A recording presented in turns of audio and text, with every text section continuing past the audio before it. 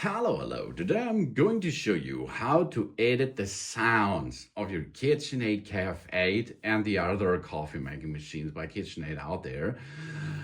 Do you have sounds on that machine? I like the sounds, but maybe you does not like or need this sound stuff. So you can edit this. You can make this silent, you can make this mute, and so on. How we perform? We go and start the machine. After we started the machine, you can see on the screen it is ready to use. We have here the outer buttons, which we do not have to need. We have an X for abort and a go button. And in the center of our TFT, on our flat screen, on the right upper side, there is the setting. Now we are in settings, and if we are in settings, we can see here this sounds menu, okay? But if you're not in that area, you can navigate through that menu to our option, sounds.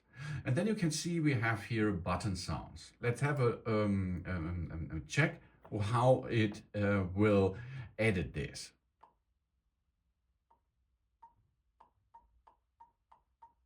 Okay, you can choose low, high, or off. Off is mute. Alerts.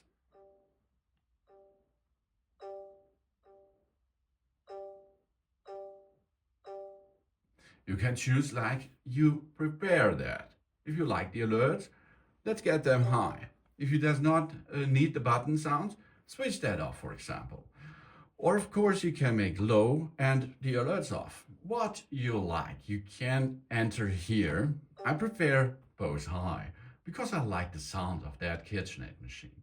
If you're ready, you can abort here, or you can go back, and you're back in the main menu of your KitchenAid coffee machine. They're really nice, delicious.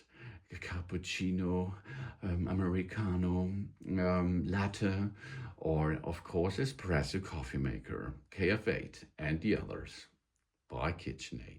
Thanks for watching. Please subscribe me and give me a positive feedback, and I hope to see you again on my channel. Soon.